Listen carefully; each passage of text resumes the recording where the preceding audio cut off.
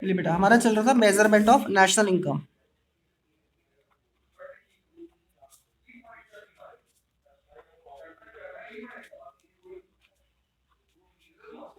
और इसमें हमें आज नया मेथड करना है जिसका नाम होता है वैल्यू एडेड मेथड।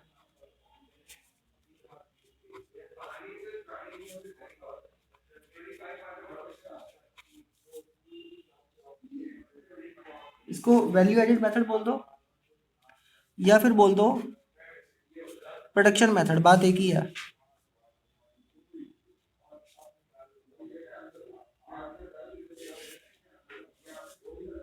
और ये प्रोडक्शन मेथड क्या होता है, इसमें नेशनल इनकम कैसे मेजर की जाती है, बहुत ध्यान ध्यान से समझना मेरी बात को। ठीक है बेटा, देखो इसमें स्टेप नंबर 1 क्या होगा। आप कैलकुलेट करोगे gross value of output at gross value of output at market price, जिसको शॉर्ट में कहा जाता है जीवीओ एट एमपी, यानी कि ग्रॉस वी से value, O output at market price, gross value of output at market price. ये क्या होता है, देखो इसको एक एग्जांपल से समझो। सपोज एक पर्सन है मिस्टर ए, और उन्होंने कोई चीज़ प्रोडक्शन किया। सपोज उन्होंने वीट प्रोड्यूस करे, ठीक है। तो आप बता सकते हो कि मिस्टर ए का आउटपुट क्या है, वीट है, ठीक है। और जो आउटपुट है उसका कुछ ना कुछ वैल्यू भी रहा होगा, है ना। मतलब वैल्यू मतलब वो कितने रुपए का है। एक मिनट बेटा, इतना आप नोट करो, मैं भी। अच्छा, gross value of output at market price calculate करने के लिए आपको क्या करना होगा। एक तो सेल, मतलब जितना सेल किया गया, प्लस जितना चेंज इन स्टॉक है,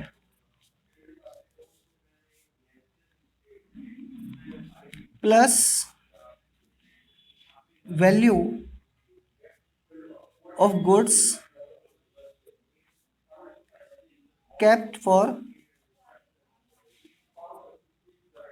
सेल्फ कंजम्पशन।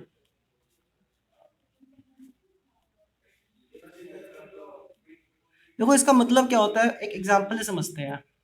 ये इसका मतलब क्या है, ठीक है बेटा।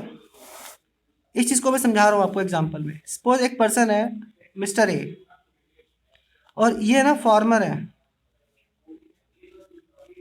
और इनका ये ना एग्रीकल्चरल लैंड है इनका।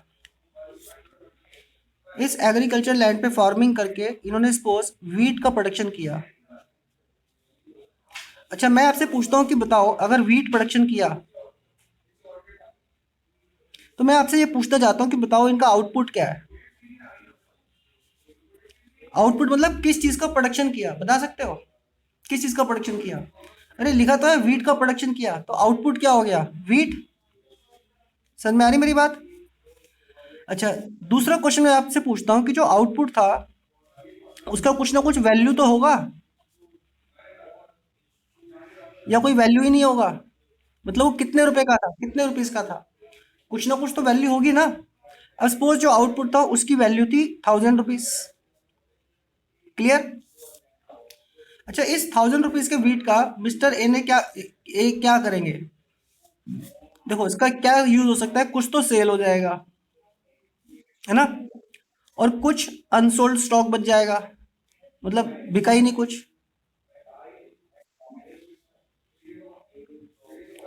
अनसोल्ड अनसोल्ड स्टॉक, कुछ स्टॉक बच जाएगा। और कुछ हिस्सा ये अपने फैमिली के लिए और अपनी ज़रूरतों के लिए अपने घर में रख लेंगे, है ना, सेल्फ कंजम्पशन के लिए भी रखेंगे। तो अगर हम जितना सेल किया, जितना अनसोल्ड स्टॉक बचा और जितना सेल्फ कंजम्पशन के लिए रख लिया, तीनों को अगर हम ऐड कर दें तो क्या आ जाएगा हमारे पास, वैल्यू ऑफ आउटपुट। और इकोनॉमिक्स में इसको कहा जाता है gross value of output at market price. और एक बात ध्यान रखना बेटा, जो सेल किया जाएगा ना, सेल सेल कहाँ पे किया जा सकता है, या तो विद इन कंट्री सेल किया जाएगा,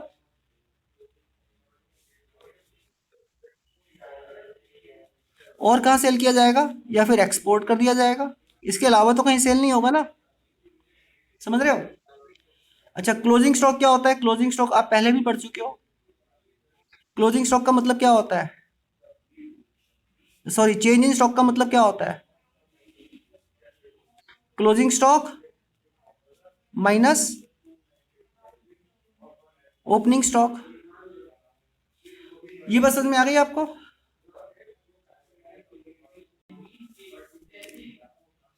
step number 2,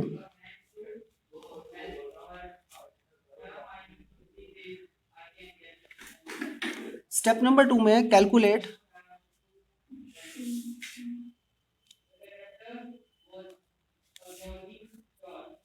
calculate the concept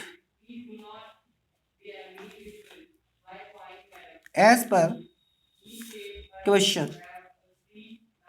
मतलब जो भी क्वेश्चन में पूछा गया है वो निकाल लो। ठीक है। अच्छा, एक बात बता दूं, जनरली क्वेश्चन में क्या पूछा जाता है? जनरली जनरली पूछा जाता है net value added at factor cost. Generally ये पूछा जाता है, यानी कि इसका मतलब हो गया NVAFC। ठीक है। और ये कैसे निकालोगे आप? Net value added at factor cost निकालने का बहुत आसान सा तरीका है। आपने अभी क्या निकाला था? Gross value of output at market price. Gross value of output at market price निकाला था ना। अच्छा, यहाँ पे नेट है इक्वल टू ग्रॉस। क्या फॉर्मूला बताया था? बताओ। नेट इक्वल टू ग्रॉस कब बनता है? हाँ, माइनस डेप्रिसिएशन। अच्छा, फिर यहाँ पे है वैल्यू एडेड और यहाँ पे है वैल्यू ऑफ आउटपुट। ये नया फॉर्मूला आया है। वैल्यू एडेड इक्वल टू होता है value of output minus intermediate consumption.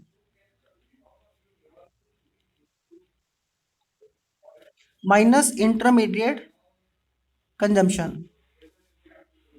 अब ये इंटरमीडिएट कंजम्पशन क्या होता है मैं भी बताता हूँ। अच्छा, फिर यहाँ पे फैक्टर कॉस्ट है लेफ्ट साइड पे।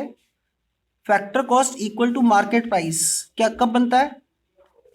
जब हम इसे माइनस कर देते हैं नेट इनडायरेक्ट टैक्स, यानी कि N90। ठीक है ना। एक बात मैं और बता दूं आपको, net value added at factor cost, इसी का एक दूसरा नाम होता है डोमेस्टिक इनकम। इसी को डोमेस्टिक इनकम भी कहा जाता है, ये ध्यान रखना है। ठीक है। यानी कि आपसे कोई पूछे कि net value added at factor cost का मतलब क्या होता है, तब बता देना भाई डोमेस्टिक इनकम का ही दूसरा नाम है। अच्छा, इंटरमीडिएट कंजम्पशन क्या होता है? देखो मैं आपको बता रहा हूँ। इंटरमीडिएट कंजम्पशन, IC, ये ना, intermediate consumption means means all expenses incurred during production process. मतलब प्रोडक्शन में जितने भी एक्सपेंसेस किए जाते हैं, जब प्रोडक्शन किया जाता है तो हजारों तरह के एक्सपेंसेस होते हैं, वो सारे के सारे एक्सपेंसेस क्या कहलाते हैं? Intermediate consumption. समझ गए? लेकिन एक बात ध्यान रखनी है, एक्सेप्ट एक्सेप्ट कौन कौन सी चीजें हमें नहीं लेनी इंटरमीडिएट कंजम्पशन में? जैसे हम प्रोडक्शन कर रहे हैं तो रेंट पे करना पड़ता है जगह का, तो रेंट को नहीं लेना, इंटरेस्ट को भी नहीं लेना, वेज को भी नहीं लेना, प्रॉफिट को नहीं लेना,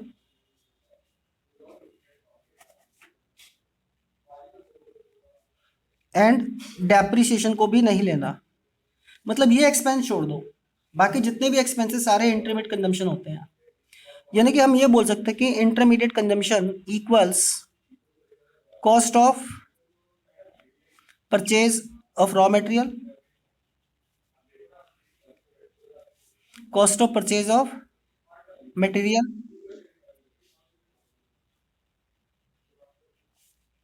plus fuel expenses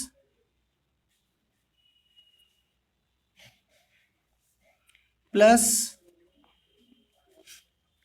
electricity expenses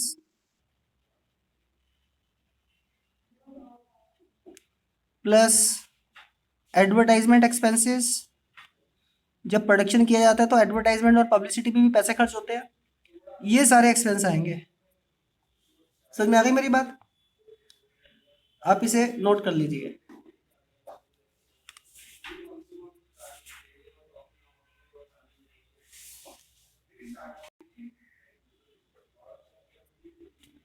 ठीक है, साथ साथ नोट कर लो क्वेश्चन।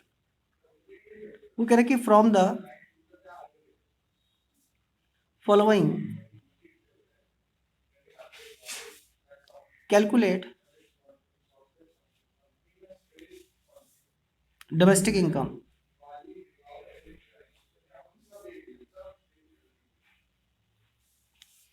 डोमेस्टिक इनकम बोल दो, या इसका दूसरा नाम क्या बताया था मैंने?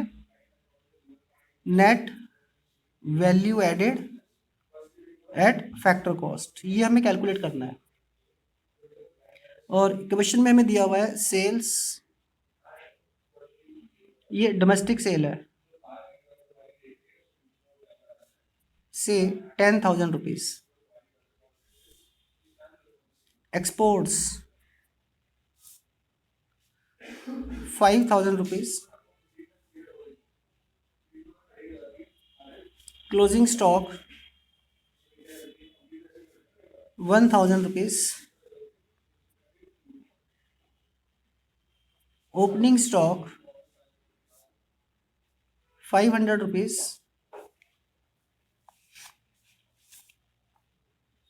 और value of goods for self consumption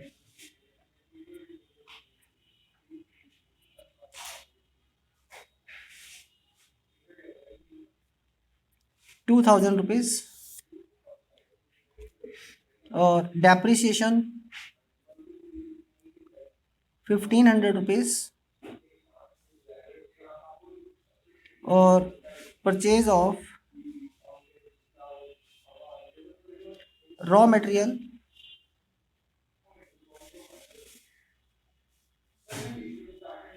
6,000 rupees. Fuel expenses 1,000 rupees.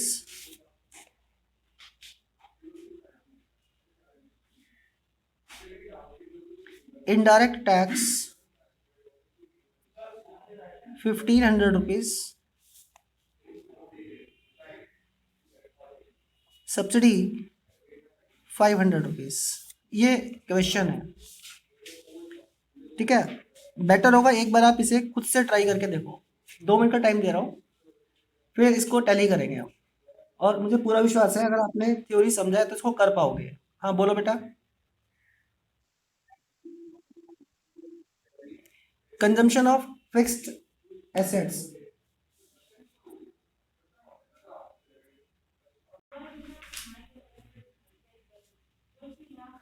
चलिए बेटा टैली कर लेते हैं। सबसे पहले हमें क्या निकालना है? Gross value of output at market price. क्या फॉर्मूला था इसका? Sales plus change in stock plus value of goods for self consumption.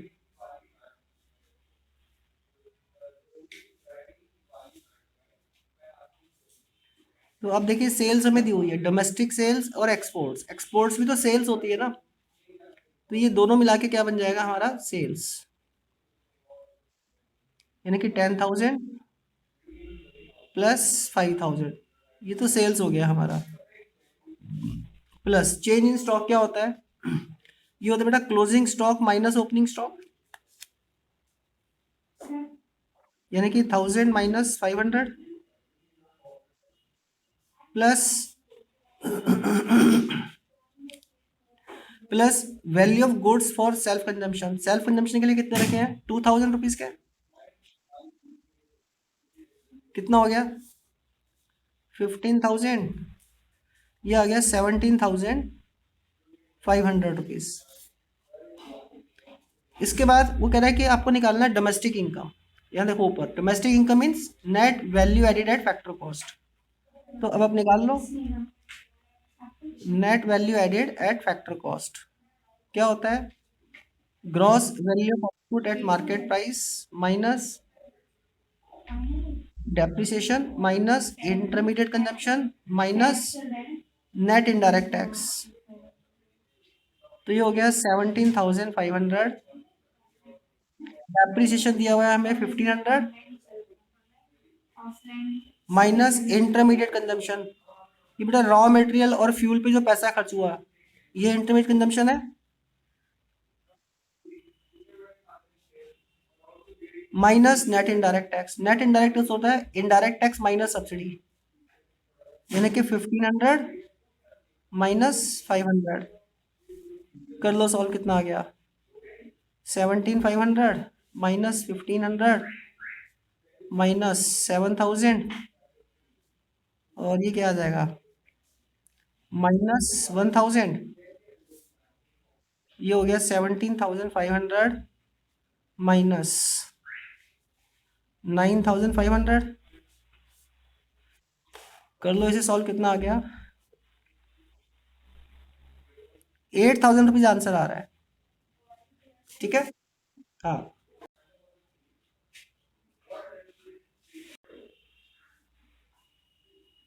Next question है, आप साथ साथ नोट कर लो। एग्जाम्पल नंबर 2, हमें गिवन है सेल्स 1,000 और फिर दिया हुआ है हमें एक्सपोर्ट्स 100, फिर है purchase of raw material,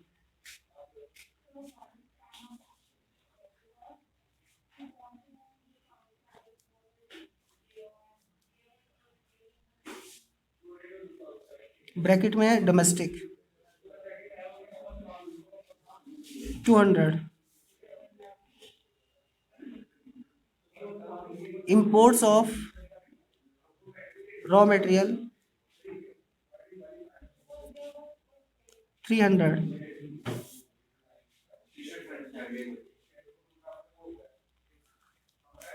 change in stock 500,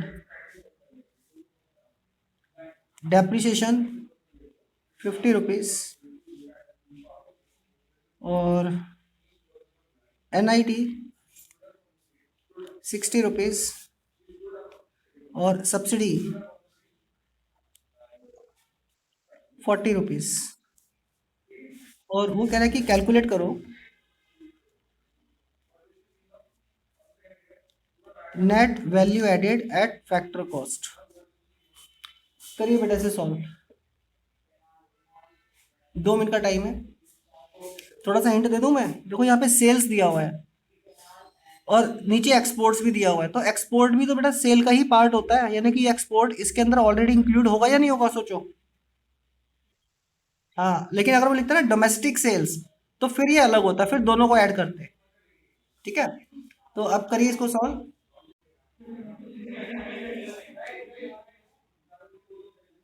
चलिए टैली कर लेते हैं।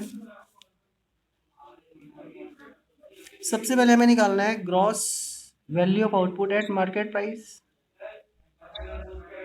जो कि होता है sales plus change in stock plus value of goods for self consumption.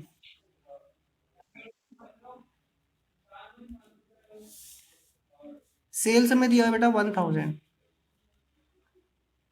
क्या हम एक्सपोर्ट्स को लेंगे अलग से, यहाँ पे लिखा है सेल्स, डोमेस्टिक सेल्स नहीं लिखा, यानी कि एक्सपोर्ट भी सेल्स के अंदर ऑलरेडी इंक्लूड है। हाँ, अगर वो बोलता ना डोमेस्टिक सेल्स तब हम एक्सपोर्ट्स को लेते हैं अलग से। मतलब क्या है कहने का, जो सेल्स होता है ना बेटा, वो उसके दो पार्ट होते हैं, एक domestic sales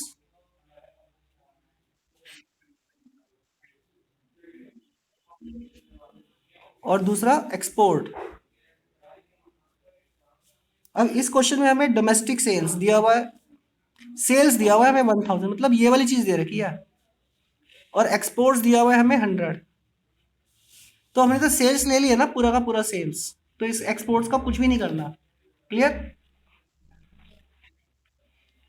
plus change in stock, change in stock कितना दिया हुआ है हमें, 500।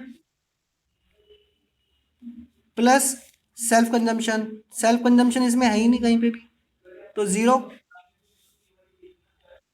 टोटल हो गया 1500। और हमें निकालना था एनवीए एट एफसी, तो एनवीए एट एफसी निकाल लो।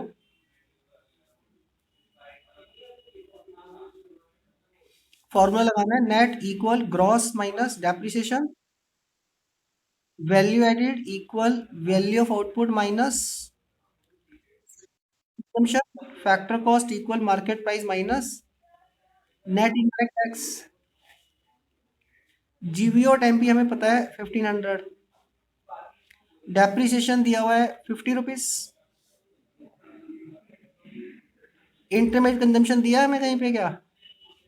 देखो, purchase of raw material domestic और इंपोर्ट ऑफ रॉ मटेरियल, यानी कि ये दोनों ही हमारे रॉ मटेरियल हैं जो कि हमने कंट्री के अंदर खरीदे और कंट्री के बाहर से खरीदे, तो दोनों ही क्या हो गया हमारा इंटरमीडिएट कंजम्पशन, यानी कि 200 and 300 minus net indirect tax. Net indirect tax हमें दिया हुआ है 60।